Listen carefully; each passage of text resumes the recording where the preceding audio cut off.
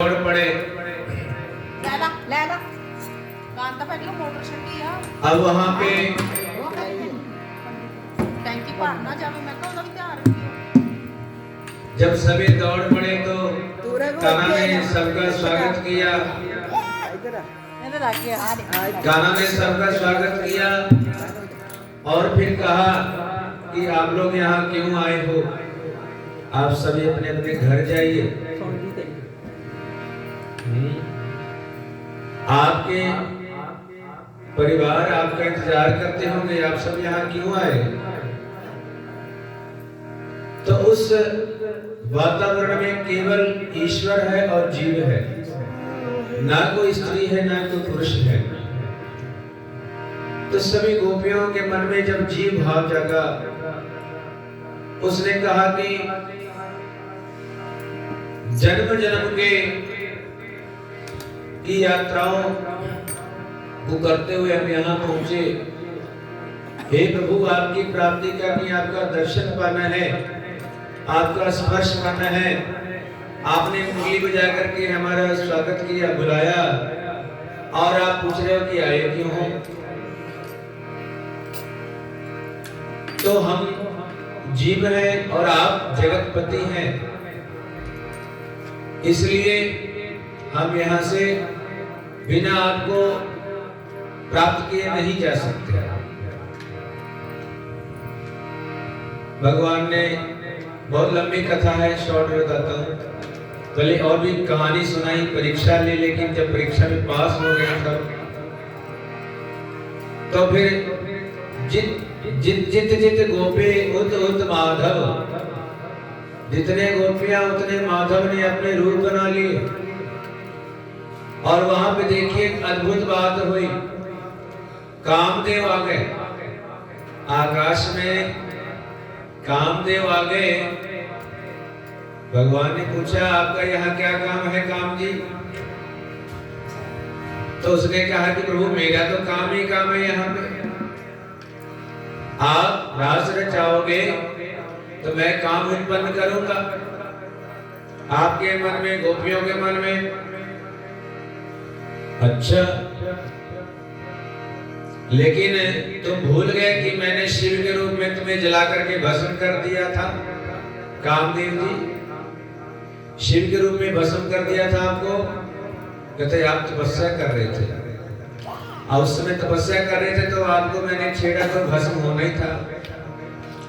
फिर राम रूप में भी आप नहीं आ पाए मेरे पास। कहते राम रूप में आप पत्नीव्रता थे, एक तरह से आप ब्रह्मचारी थे, मर्यादा पुरुषोत्तम थे, तब भी मैं आपके ऊपर काम बाण नहीं चला सकता था, अभी तो चला सकता हूं। भगवान ने कहा ठीक है, फिर आजमा के देख लो। कामदेव को अहंकार हो गया था, बड़े बड़े ऋषि मुनियों को, बड़े बड़े देवताओं, यहाँ तक कि नारद जी को भी उसने मोह में डाल दिया था, जीत लिया था।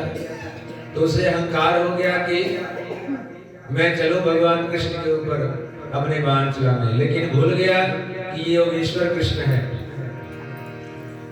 भगवान ने कहा, कामदेव जी आप हमसे दो दो हाथ करने आए हो, यानी युद्ध करने आए हो? कामदेव ने कहा बिल्कुल, मैं बाण चलाने आया हूं आपके ऊपर, काम बाण। ठीक है, फिर प्रयास करके देख लो, लेकिन एक बात बताओ, किले वाला युद्ध करोगे कि मैदान वाला? किले वाला युद्ध होता है कि हमारा शत्रु मैदान में और हम किले में हैं। हम यदि बाण चलाते हैं तो मैदान वाले को लग जाता है, लेकिन जो मैदान वाला अगर बाण चलाता है तो जो हम किले में छुप जाते, हमें लगता नहीं। तो मैं छुप करके तो सभी में वार करता हूँ, आपसे मैदान में बात करता हूँ, दो दो हाथ मैदान में करूंगा। किले वाला युद्ध कैसा है? जंगल में जाके कौपीन पहन के काम को जीतना आसान है, लेकिन यहाँ गोपियों के बीच में रह के रास रचा के और काम को जीतना, ये मैदान वाला युद्ध है। और ये भगवान कृष्ण के अलावा कोई नहीं कर सकता। योगेश्वर कृष्ण के अलावा ऐसा कोई नहीं कर सकता। तो जैसे ही कामदेव प्रवेश करना चाहा, वो उस वातावरण में प्रवेश नहीं कर पाया, बल्कि वह उल्टा लटक गया, पैर उसके ऊपर हो गया, सिर नीचे हो गया, वहां से भागा। वो युद्ध तो क्या करेगा, प्रवेश ही नहीं कर पाया, क्योंकि जो रासलीला है ईश्वर और जीव का मिलन है, ना कोई काम लीला है, काम को जीतने की लीला है। बोलिए कृष्ण भगवान की। तो बड़ा ही सुंदर दृश्य है। वह जो रात है पूर्णिमा की रात्रि है, शरद पूर्णिमा की रात्रि है, और वहां पे ईश्वर और जीव का मिलन के रूप में रासलीला हो रही है। राधा नाचे, कृष्ण नाचे।